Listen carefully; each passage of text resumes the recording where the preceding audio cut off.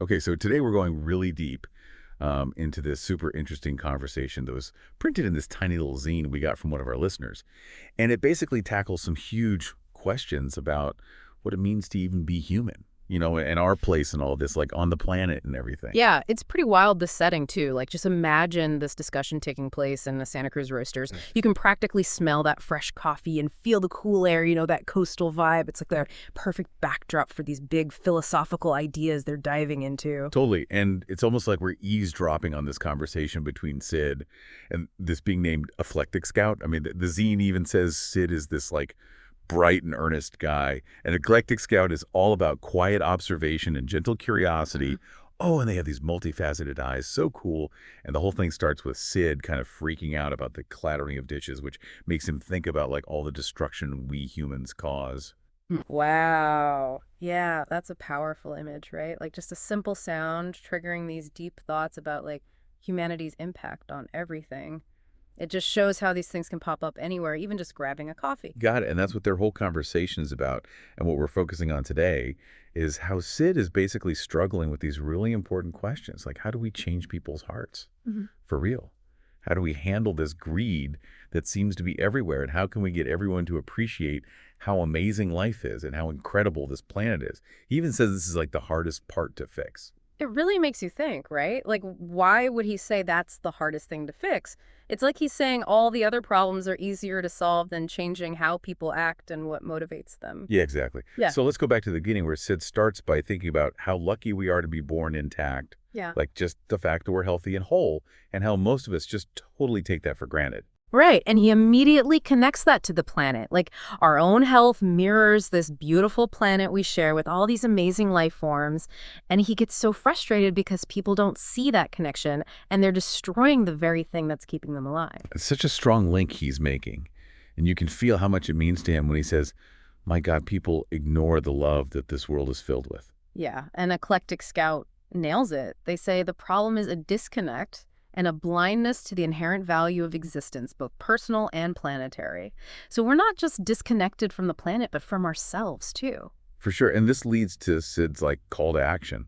He's not just complaining, he's actually looking for answers. So he asks these big questions like, we need to have our eyes opened. We need to realize what a wonderful gift it is to be alive, what a wonderful gift this planet is. Opening our hearts, humbling ourselves. Gratitude and forgiveness are needed. When or can we ever get to this realization? How can we reach this goal of mine? Those are the questions everyone's asking, right? Like, how do we change the way we see the world and ourselves? It seems like every time we talk about these big problems, someone brings that up. Yeah, so how does Eclectic Scout respond? Well, they shift things from trying to fix everything at once to this idea of cultivation of individual awareness.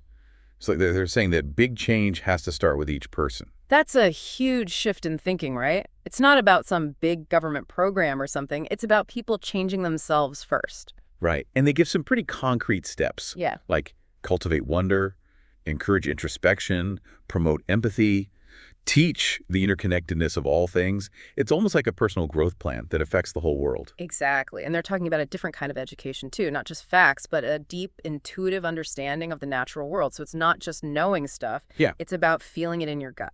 I get that. And then they bring up art music and Ah. storytelling. They say these can reach the heart and soul in a way that like logic can't. Sometimes you need that emotional connection to get it. That's so true. We're not robots. We're driven by emotions and stories. They shape how we see things and what we do. And then Eclectic Scout says we need spaces for contemplation, for quiet reflection, to help us reconnect with ourselves and nature. That's tough to do in our crazy, busy world, though. It does make you realize we need to be more intentional about slowing down and creating space for those connections to form. So then Sid, being Sid, brings up this super important question, like, how do we fight these powerful forces that are destroying everything? This is where the conversation gets real, right? Like, individual change is great, but what about the systems and institutions that are causing the problem? Right. And Eclectic Scout says, we don't fight them head on. We demonstrate alternatives. We show people what sustainability looks like, what kindness and compassion look like, and we make sure those voices are heard. I like that approach because seeing something actually work is way more convincing than just saying what's wrong. Yeah, they also talk about a ripple effect from small acts of resistance repeated consistently. So like even little things can add up and make a difference. Totally. Like, think of it as collective action. A bunch of individuals working together can create huge change. Then they talk about humility and forgiveness being important to humility, to accept that we're just one part of this huge web of life and forgiveness, so we don't get stuck blaming everyone and can actually move on. Those are key, right? Humility helps us see how connected we are, and forgiveness helps us learn from mistakes without being trapped by them. Okay, but then things get interesting just as they're getting somewhere. There's this interruption, like a tray falling in the coffee shop, and suddenly Sid is back to worrying about greed. Like it just hits him again. It's like that sound brings him right back to reality, like all these nice ideas are great, but there's this big problem staring us in the face. Exactly, and he's like, how can we change the hearts of men? Isn't there a very greediness endangering their own family members? This seems like the hardest part to fix. He even wants to crack open their hearts so they can see the love around them and stop being so destructive. You can tell he's pretty upset. Yeah, it's like he sees how self-destructive greed is people hurting their own families for money or power, and he wants to force them to see how messed up that is. And Eclectic Scout has this really interesting take on greed. They say it comes from fear and a perceived scarcity. It's like people are so scared of not having enough that they hoard everything even if it hurts others. That's a big insight, right? Greed isn't just being bad, it might come from a place of deep insecurity. Exactly, and they warn against forcing people to change because it'll just make them defensive. They say hearts are not cracked open by force, but by gentle persuasion and consistent demonstration of the alternative. It's like you can't force people to care. You have to show them a better way and hope they come around. So what's the better way? Eclectic Scout says we need to cultivate empathy, help people see the world from others' perspectives, and understand the consequences of their actions. Empathy is huge, right?